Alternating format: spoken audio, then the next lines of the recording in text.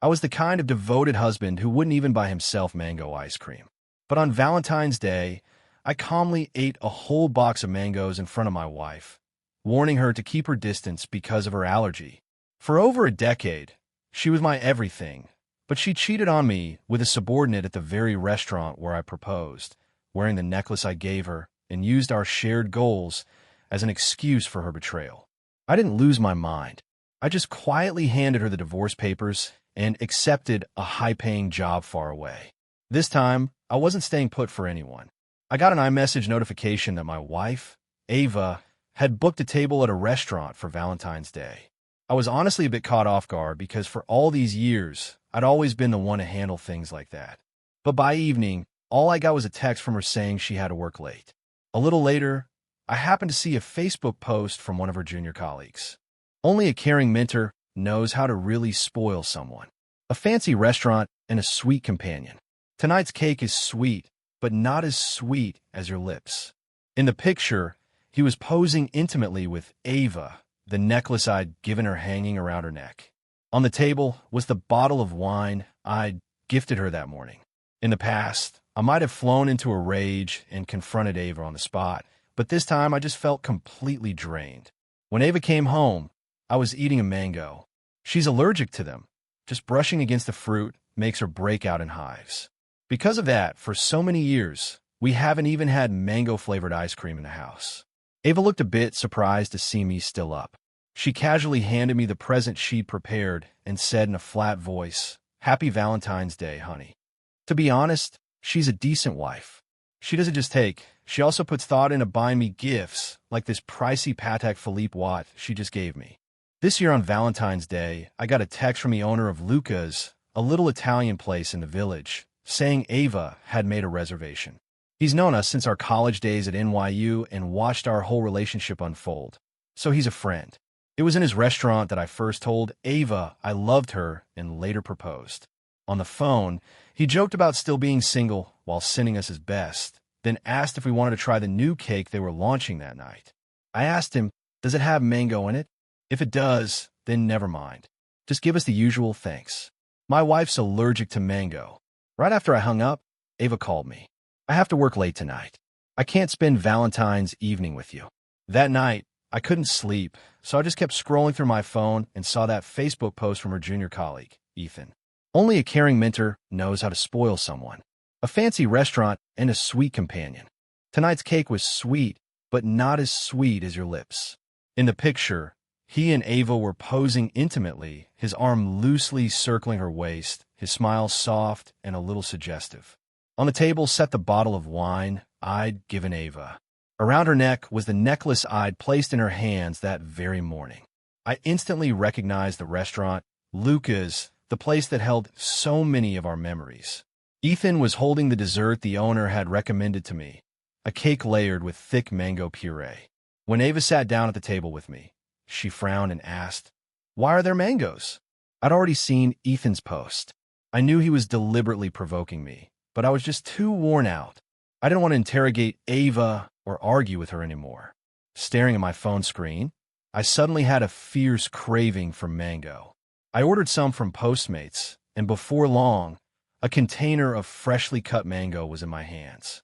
It was sweet with a slight tartness, a perfectly balanced flavor. I've always loved mangoes, but after getting together with Ava, I almost never ate them. After I finished, I wiped my hands and said flatly, "If there's nothing else, I'm going to bed." Ava grabbed my arm. "James, it's Valentine's Day."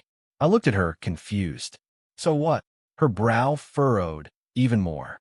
She stood up and walked toward me, step by step. Leaning close to my ear, she whispered in a teasing tone, "On such a special night, are you really planning to go to bed this early?" Ava always had a cool, distant kind of beauty. After graduation, she started wearing glasses, and the intellectual vibe only made her seem more aloof. But tonight, I smelled the faint scent of smoke on her. I instinctively took a step back, dodging her attempt to kiss me. "I just ate mangoes," I said. "You're allergic." I ignored Ava's shocked expression and went straight into the bedroom. With a click, I locked the door from the inside. I hadn't been in bed for long when my phone rang. It was my boss, Sarah. She got right to the point. Are you really decided on that position this time? If you back out again because of Ava, I swear I'll kill you, James. I'm not kidding. I chuckled. Not this time. If I back out again, I'll deliver my own head to your office. The position was in the marketing department. It paid more, but it required constant travel for business. Sarah had wanted to give it to me 3 years ago, but I turned it down because of Ava. Ava and I had known each other for over a decade, having grown up together in Portland. I knew she was a very traditional woman who valued stability, details, and clear boundaries.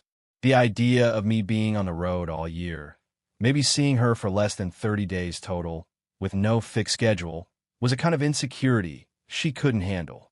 I once had her take an MBTI personality test. She didn't really see the point, but did it anyway and show me the results. ISTJ. Keywords: introverted, sensing, thinking, judging. It was a perfect description of her. Practical, traditional, and orderly. Back then, it took me over half a year just to hold her hand. My friends in middle and high school thought a girl like her was boring and couldn't understand what I saw in her. I'd just smile and tell them, because she saved my life. For real. In middle school, a tremor shook our school building. Class was in session, and everyone scrambled for the exits. As I was running, I slammed into the corner of a desk and fell hard. But she fought her way back through the panicked crowd, against the flow of people, found me, and insisted I go first, staying right behind me as we ran out together. Later, I asked her what she was thinking. If you had died, what about all your dreams and hard work? Ava seemed taken aback by the question, then said, I wasn't thinking about any of that. I just thought, if you weren't going to make it out, I might as well die with you. The Ava from back then could never have imagined that one day she would be the one to leave me behind for someone else. I never doubted her sincerity at that moment. But the human heart, no matter how true, can't always withstand the test of time. Sarah must have picked up on the finality in my voice, because she sighed on the other end of the line. Look, who hasn't made mistakes in their life? People are always more willing to make excuses for their past errors than to actually try and fix them. James, I hope that when the time comes to turn things around, you always have the courage to flip the whole damn table over. She added, of course, a perfect person like me never makes mistakes. You're not me, so it's understandable if you screw up a little. But no matter what, even if you lose the girl, you can't lose the job. You officially start in 3 days, and your first assignment is a flight to Argentina. No second thoughts. The next morning, I got up and went to the office to start handing off my current projects. Ava was sitting on the living room sofa, her lips slightly swollen. It was a classic sign of her mango allergy, most likely from when Ethan, after eating that mango cake, had kissed her. I walked past her, heading straight for the door. She reached out and grabbed my wrist, her brow furrowed in a defiant frown. What are you so angry about? Is it because I wasn't with you yesterday? I told you I had to work late. I even gave you a heads up that I'd be home late. The company is about to go public. Do you have any idea how hard it is for a woman to climb to a management position like mine? So many people are watching my every move. I have to lead by example. You always said you'd support my career. Why are you acting like this now? Right? It had always been like this. Because I loved her, I chose to be accommodating. I never said a word of complaint. Not even the time she was so busy she didn't know I was in the hospital and was completely unreachable. Until one day, I went to pick her up from work. She was in the passenger seat, touching up her eyebrows when her phone rang. She immediately stopped, a sweet smile spreading across her face as she answered. That was the first time I heard the name Ethan. And in that moment, I finally understood. She wasn't too busy to answer her phone, and she wasn't the aloof woman who kept her distance from men. It was just that the man she made time for was never me. I pulled my hand from her grasp. That's enough, Ava, I said calmly. Let's just stop. Before I could finish, her phone rang. She glanced at the screen and shot me an apologetic look. Ethan's boyish voice came through the speaker. Ava, come get me. It's so cold today, I don't want to get out of bed. If you don't come, you can't dock my pay for being late. Ava's expression softened instantly. She smiled. You're afraid of the cold? The same brave man who climbs snowy mountains in the middle of the night? All right, Ethan, get up.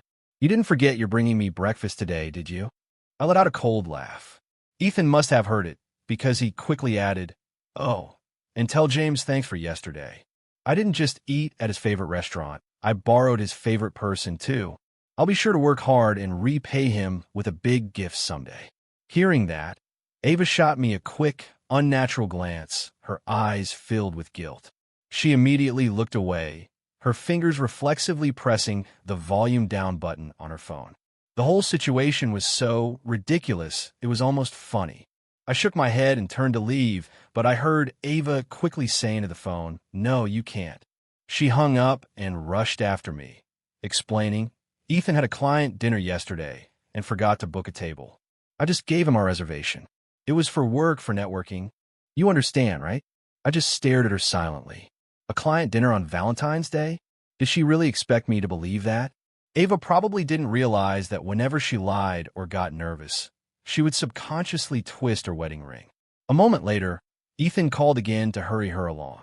She mumbled something about an upset stomach, grabbed her things, and left. It wasn't the first time something like this had happened. That winter was especially brutal. A blizzard had shut down the city, and no delivery services were running. I was about to ask Ava if she could make me some soup, but she was already putting on her coat. "Ethan doesn't have any food at his place," she said. "I have to go over and make him something." I just stood there, stunned. I didn't know what to ask first. What exactly was her relationship with Ethan, or why she felt the need to personally cook for another man? But Ava didn't give me a chance to ask anything. She rushed out the door, not even noticing me curled up on the sofa, shivering from fever. She was like a completely different person from the girl I knew in high school. Back then, if I even hinted at skipping a meal, she'd give me a stern look. But then, during the break, she'd magically produce a thermos of hot soup from her bag and thrust it at me. "Eat. If I don't make you, you'll just get sicker. You're so annoying, always making me worry." When I got to the office, Sarah dropped a huge stack of files on my desk.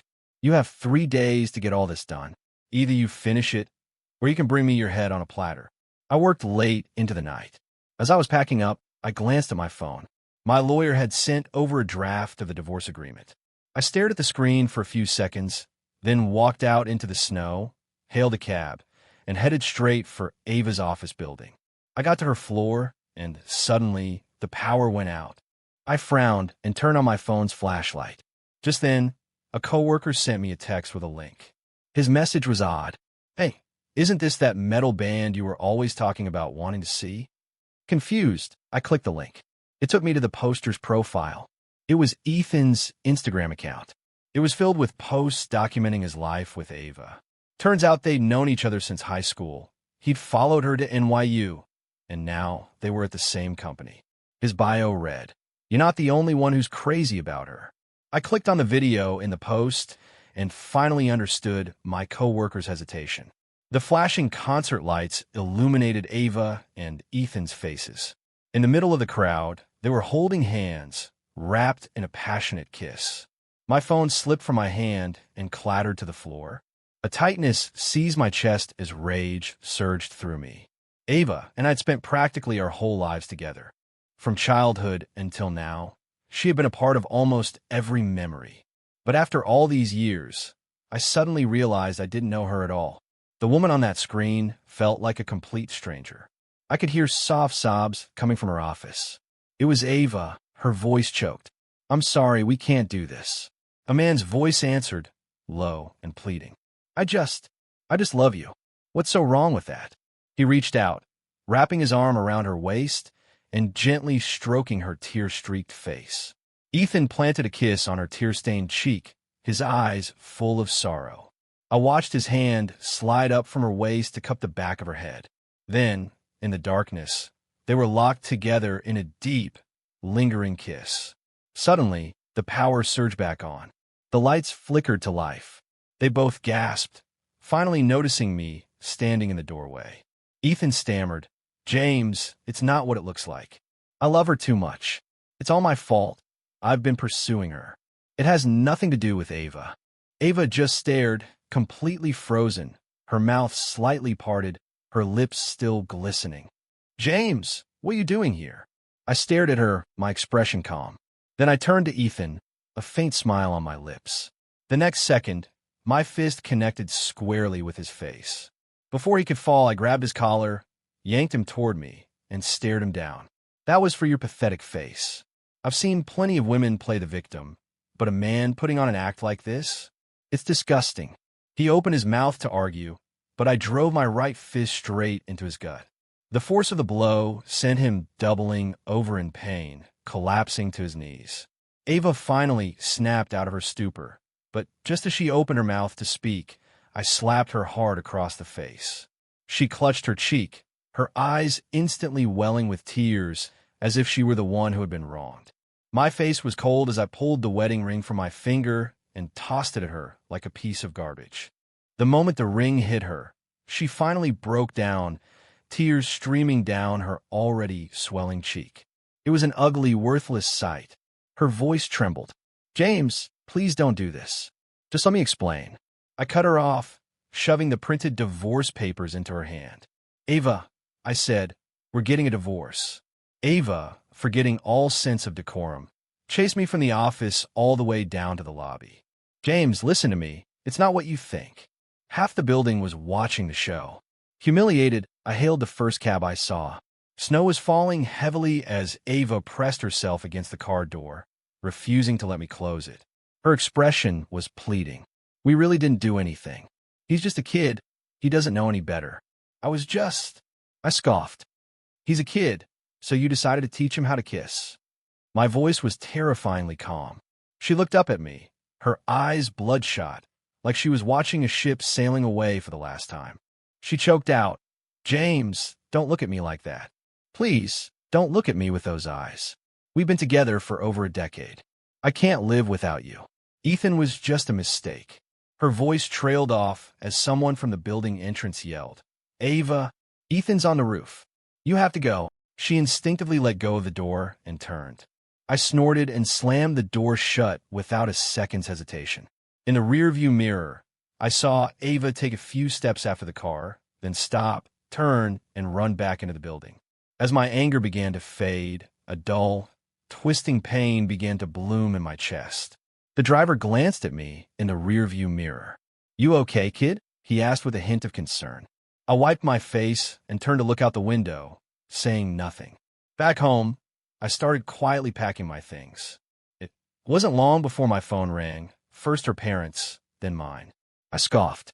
Ava was certainly busy today, talking Ethan off a ledge while also calling in both families to act as her mediators.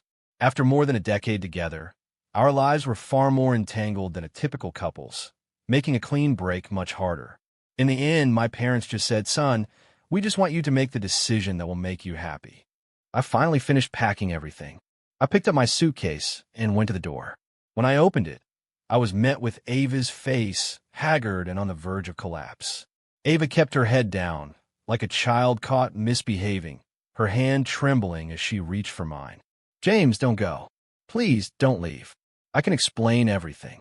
I just looked at her calmly, saying nothing. Suddenly, she broke.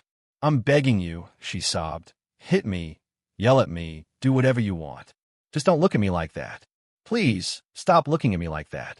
She pressed her hand down on my suitcase, trying to block my path.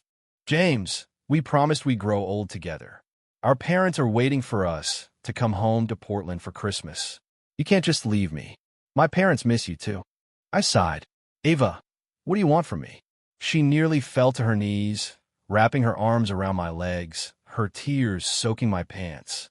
She was sobbing uncontrollably, begging me over and over. "Give me one more chance. I promise I'll change. I'll do better." I didn't answer. I just lowered my gaze, which fell on an old photograph that must have dropped while I was packing. It was our college graduation picture, and in that moment, I noticed a detail for the very first time. It wasn't just Ava and me in the photo. Ethan was there too, standing in the shade of a distant tree, looking right at her. And Ava's gaze wasn't on me. It was looking past me, meeting his. So he had been part of our story from the very beginning. The memories I thought belonged only to Ava and me had always included a third person, hiding quietly in the background. Ava flinched, not daring to look up at me, like a defendant awaiting a verdict. To her surprise, I said softly, "Okay." She looked up sharply, her eyes wide with disbelief, then brightened. Really? James, you're really willing to start over with me? I thought for a moment, then nodded. But then I added, yes. On one condition. Remember in high school, how we always talked about taking a trip to the Caribbean? We never did. I want you to go with me now. A 5-day island vacation. What do you say? Ava immediately agreed, throwing her arms around me and murmuring, "Is that all?" That's all, I thought to myself. But I knew, with absolute certainty, that it was something she could not do. When I thought about it, it wasn't really surprising that Ava was drawn to Ethan. Her entire life had been lived on a track laid out for her. She moved cautiously from our small coastal town in Maine to the big city of New York, from school to marriage.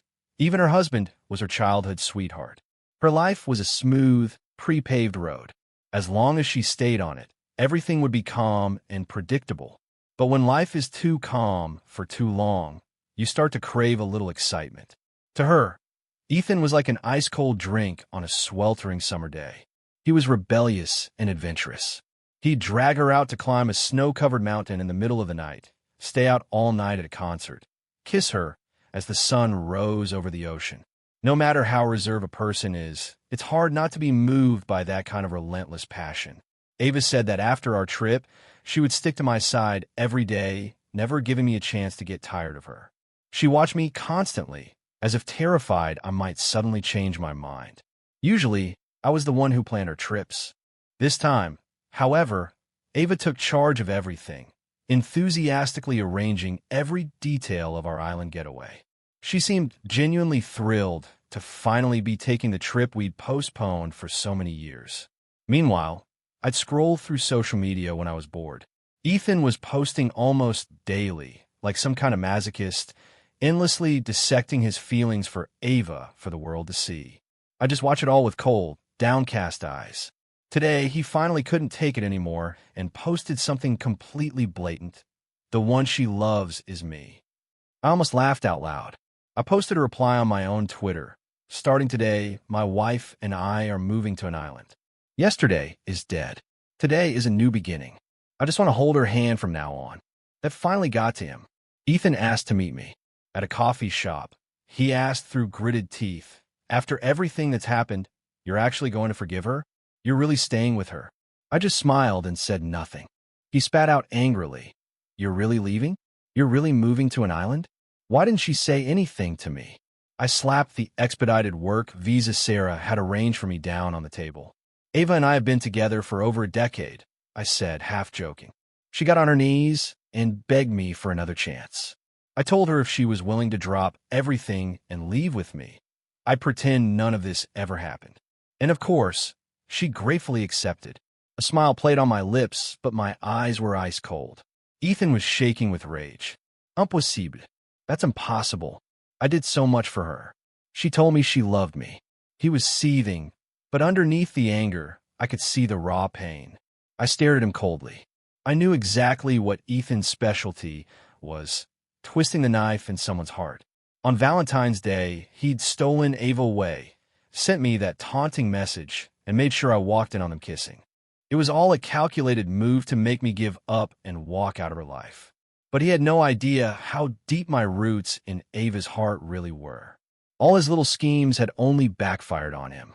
Consumed by rage, Ethan lunged at me. But a skinny kid like him was no threat.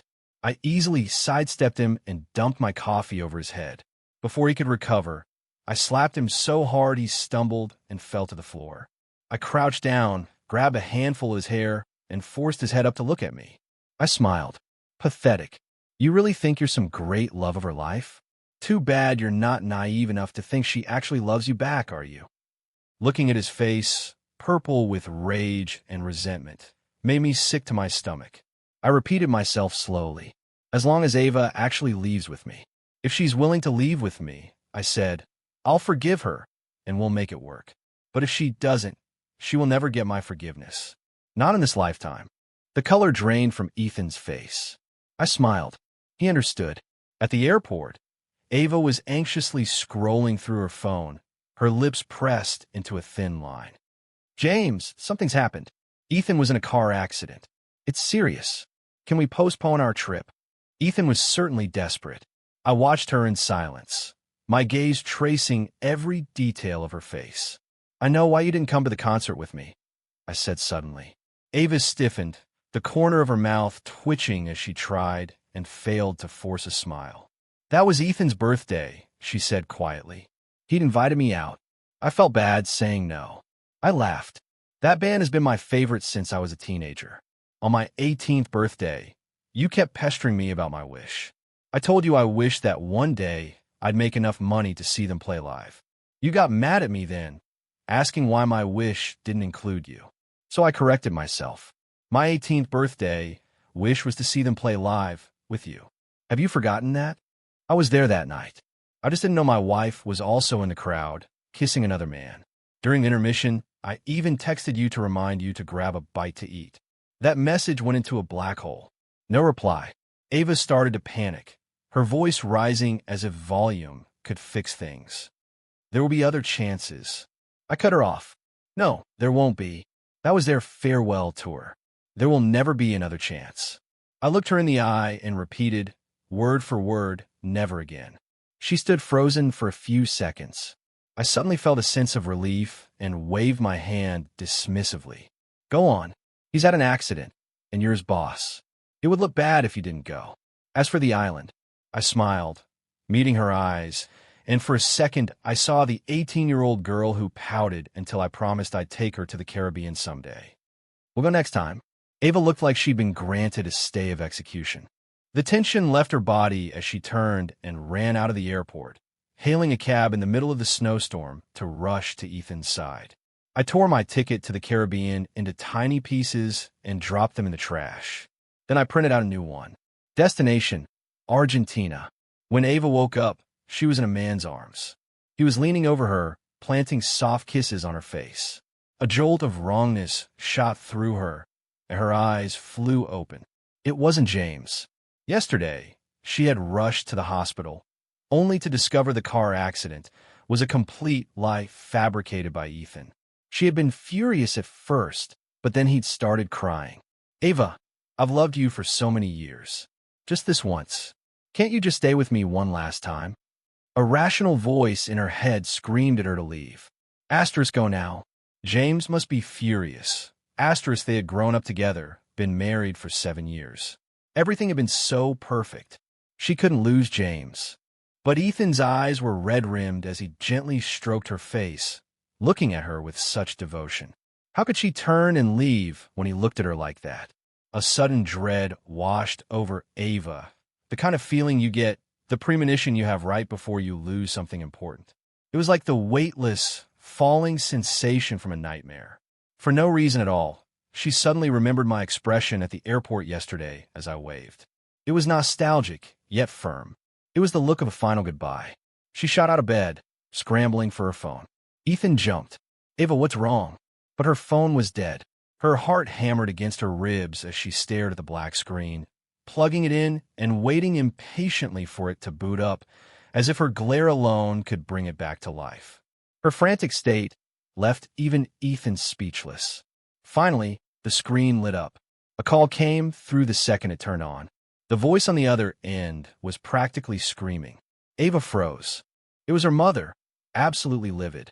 It took her a moment to understand what had happened. I had compiled all the evidence of her affair with Ethan into a PowerPoint presentation, complete with a 320-megabyte attachment, and emailed it to our families, our friends, and our colleagues. The final slide featured my signature sense of humor, a photoshopped wedding picture of her and Ethan with a handwritten note beside it that read, "May the happy couple live a long life together, and never, ever procreate." After hanging up, she frantically checked her messages. All I had left her was a picture of the signed divorce papers and a short note on the desk in the study. Sign it. Mail it to my office. Ava floored it, driving like a maniac. She ran red lights, speeding home. The winter was bitter, and a freezing rain had made the roads slick and treacherous. Her car skidded several times, nearly colliding with other vehicles. The driver of a car she nearly hit rolled down his window, yelling curses at her as the icy wind and rain whipped in. But to Ava, it was all on mute. She couldn't hear a thing. She had only one thought in her head: get home and find James. He was always so soft-hearted. He loved her so much. There had to be a way to fix this. She couldn't wait any longer. He must be absolutely furious. But when she finally burst through the door, she found the house empty. I had packed up and taken almost everything that was mine. She suddenly remembered a few days ago, when I was packing for our trip. She'd teased me for packing so much. "It's not like you're leaving for good," she'd joked. "Do you really need all that?" I just smiled and said nothing. A dull, heavy ache exploded in her chest. He had been planning to leave her even then. No, it was impossible. They had grown up together, their lives completely intertwined. She couldn't live without me, and I couldn't live without her. If she just apologized properly, if she made things right, I would forgive her just like I always had. I had told her once that we were destined to be together since we were kids. But when she rushed to my office, she was met by Sarah, my boss, whose expression was as cold as ice. Without a word, Sarah had security escort her out of the building. She finally managed to get one of my coworkers on the phone, but his tone was full of disgust and contempt. After calling everyone she could think of, she finally pieced together the truth. I had accepted the new position. I was constantly traveling, in one city today and another country tomorrow, with no fixed return date. The absurdity of it was that she, his wife, had to go to such lengths just to find out where I was. Ava slowly began to realize that my departure hadn't been a sudden event. I had been pulling away, little by little, for a long time. The playful emojis and light-hearted banter had long since vanished from our text history. Now, every message she sent was met with the red exclamation point of a blocked number. She went to my social media profiles and found that I had scrubbed every trace of our life together. The only thing left was a single shared post. When do you decide to break up? It's when you realize that if things continue as they are, your future will be just as long and suffocating as your present. I just want to live a good, happy life. After my negotiations wrapped up, I decided to stay in Argentina for a few extra days. 13,000 miles from home, it was the peak of summer. The sun bathed the landscape in a brilliant golden light. On the streets of Buenos Aires, tango dancers twirled in the sunset, the air a mix of classic European elegance and fiery Latin passion. At a partner's invitation, I visited Mendoza. Vast vineyards stretched out under the summer sun, rolling into the distance like a boundless green sea. Soaking in that sun, I almost forgot I had come from a place buried in winter. I'd just taken a couple of sips of Malbec when my phone vibrated. Ava's name flashed on the screen. Her voice was hoarse. "James, where are you?" I took a sip of my wine, pictured a world map in my head, and slowly replied, "On the other side of the planet." "What is it? If you've signed the divorce papers, mail them to my office. If you haven't, don't call me again." There was a long silence on her end. I was about to hang up when she finally spoke. "I'm sorry." It was like a floodgate opened. Her sobs came rushing through the phone from halfway across the world, filled with the helpless pain of a small child lost in a department store. "James, I'm so sorry. Please, can you forgive me? I'll do anything. Just tell me what to do, and I'll do it. We've known each other for 20 years. We've been together for more than half our lives. Can you really just end it like this? How can you be so cruel?" I let out a low laugh. She must have heard it, because she fell silent, her sobs cut short. "James, what are you laughing at?" she asked, a new panic in her voice. I let out a long breath, looking down at my own shadow. "You're always like this, Ava. You never change. You're so sure of yourself. So sure that I love you. So sure that if you just act sad enough, pitiful enough, my heart will soften. But Ava, did it ever occur to you that one day I might just stop loving you?" By the time I returned to my family's home in Portland, it was Christmas Eve. The biggest problem with childhood sweethearts is that you know each other too well. As my family was sitting down for dinner, there was a knock at the door. I opened it to find Ava looking completely haggard. She was thinner than I'd ever seen her, her hair a mess, wearing a pilled beige sweater. She looked utterly lost and helpless. The PowerPoint I'd made had completely destroyed her and Ethan's reputations in their professional and social circles. In a way, I guess you could call it karma. Ava's life had gone downhill ever since. The people who had once supported her, after seeing the truth, had quietly backed away. I'd pieced all this together from the hushed gossip of my relatives during dinner. As for me, I hadn't spoken a word to her since that phone call from Argentina. Outside, the warm glow of Christmas lights shone from every house, and the distant sky was lit by the occasional firework. Ava looked up at me, her expression desperate, but her eyes still held a tiny, stubborn flicker of hope. Her voice trembled. "We spend every Christmas Eve together. James, I love you. I really can't live without you."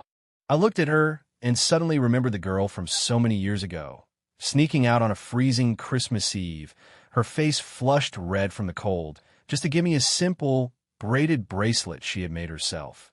I had thought seeing her again would feel like a knife in my gut. But surprisingly, I felt nothing at all.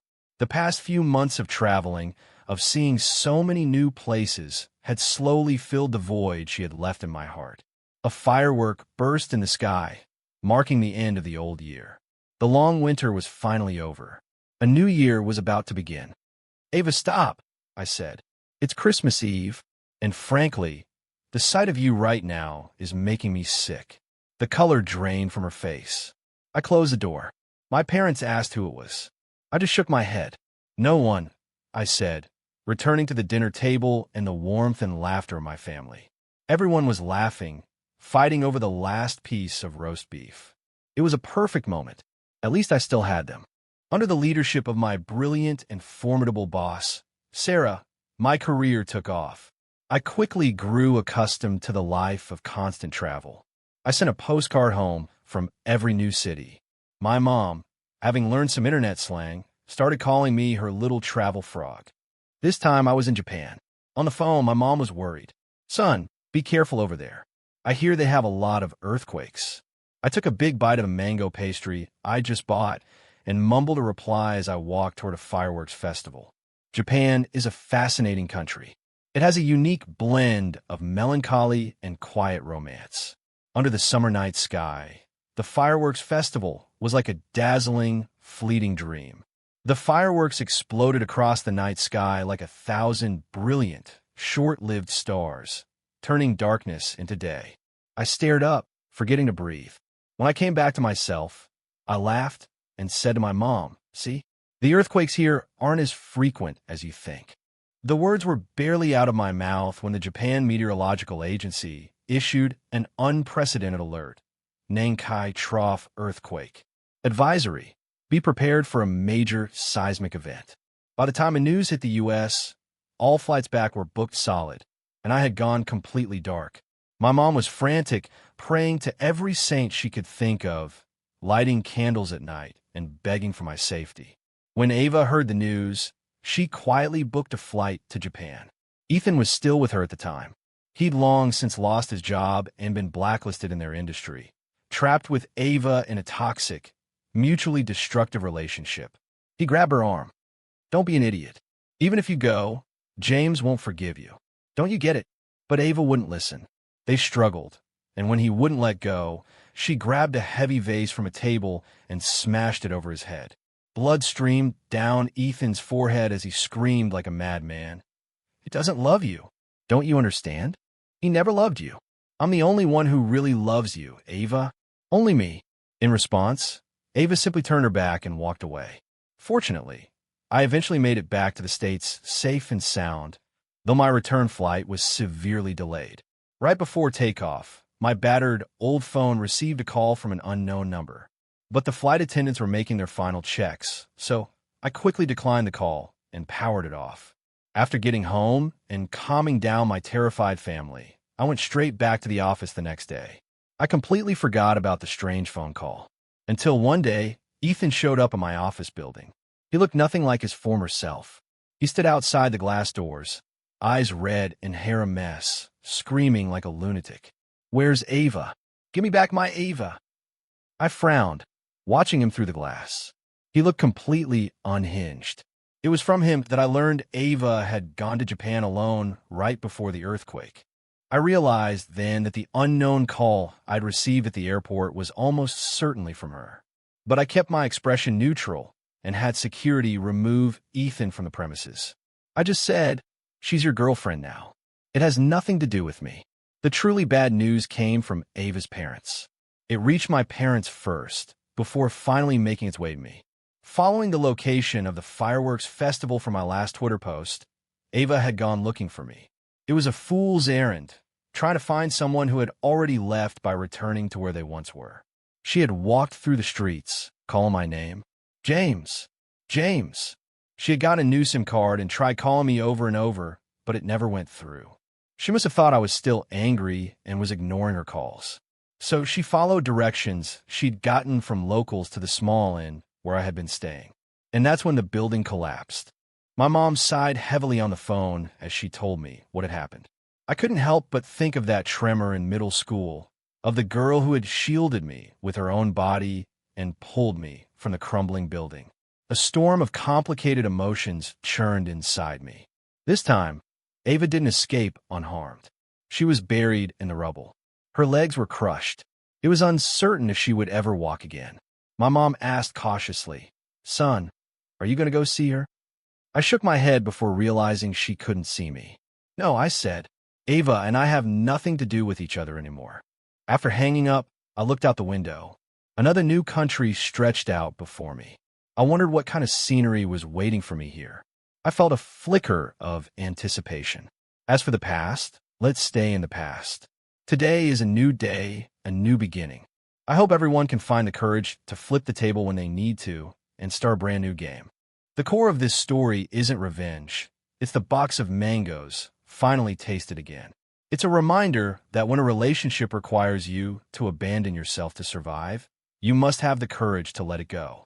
True growth is finding the strength to flip the table and make peace with your own wounds. Because more important than winning back someone who doesn't love you is rediscovering the self you lost while trying to be loved.